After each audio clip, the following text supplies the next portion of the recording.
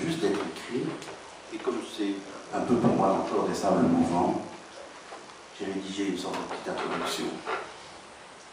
2 pages. Mais d'abord quelques mots si vous permettez.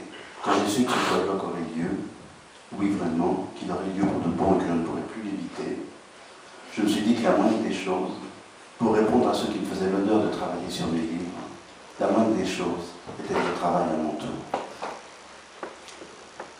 Longtemps rien n'a été possible, rien ne venait, et puis ces 2 pages se sont déclenchées. Vraiment toutes récentes, même pas terminées, surtout pas terminées. 2 pages d'hier soir. Elles ont été écrites séparément et simultanément, selon 2 registres distincts qui sans cesse vous laissent rejoindre et sans cesse se repousser. L'idéal serait de les faire entendre en même temps, ou à 2 voix simultanées, mais bien sûr je ne le peux. Peut-être ne serait-ce pas l'idéal. Les voici donc l'une après l'autre. Comme je n'ai pas encore de titre, je les appelle pour le moment des silences. Je voudrais en dédier l'écriture, ces derniers jours, et la lecture aujourd'hui, à tous les participants à ce colloque, et bien sûr aussi à toutes les personnes présentes. La lecture durera 5 minutes.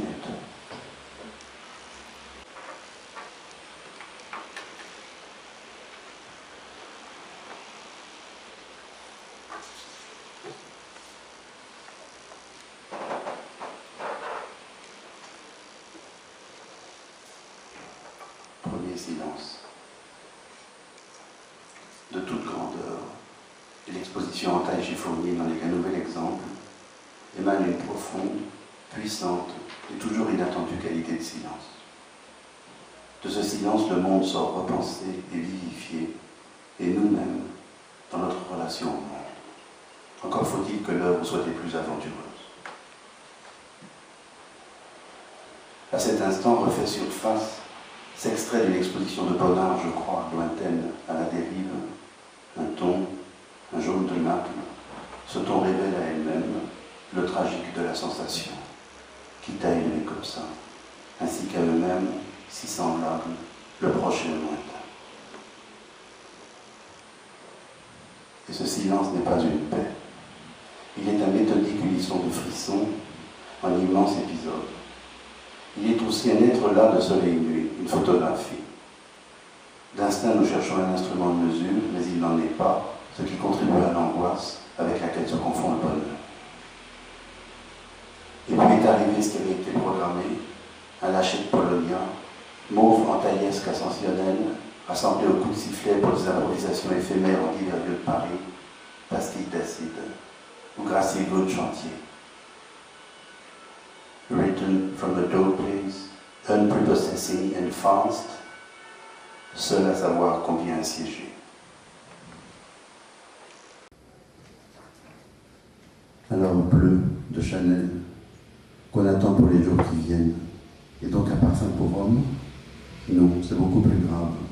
Et de toute autre nécessité et ampleur, ce sera aussi un parfum pour femme. Métier d'abîme. Écoute, le vouloir du parfum même. Merveille. Ainsi, les Rocket Leaders de malheur, écrits pour baryton, mais que des voix de femmes ont 1000 fois mieux chanté, réalisé, par inventer asymétrie. Tel est le destin de toute poésie, d'être un parfum pour le corps d'une mezzo-soprane. Mais qui, sinon elle, aime les voix des barytons, et qu'ignore-t-elle de la transgression? Voilà, j'ai dit la diagonale.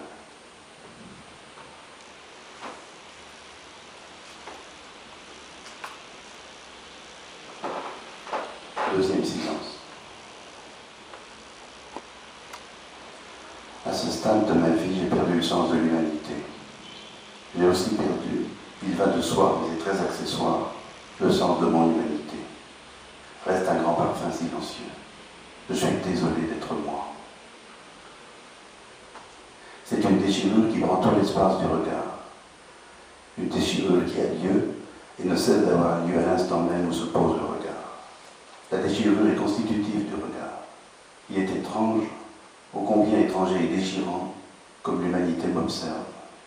De même, j'observe. Qui a quitté qui est impossible à comprendre. C'est une histoire d'amour. Une déchirure inhumaine, un décollement déchirant qui est tout ce qui nous reste de notre humanité, qui s'opère encore, s'éprouve encore, s'entend encore.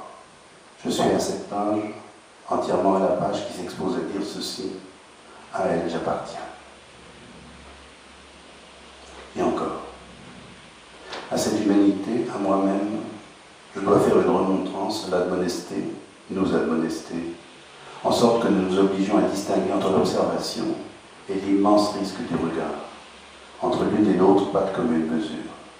L'espace est la remontrance de l'aveugle, et tantôt du sourd, et toujours du muet.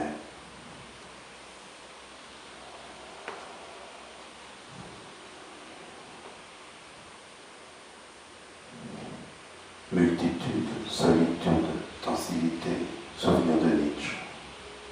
Je pense en multitude, je vis en solitude. Où me trompais-je? Des deux, laquelle est l'une et laquelle l'autre? Pourtant j'étais avide d'elle et elle de moi. Je n'ai plus d'adresse que d'une.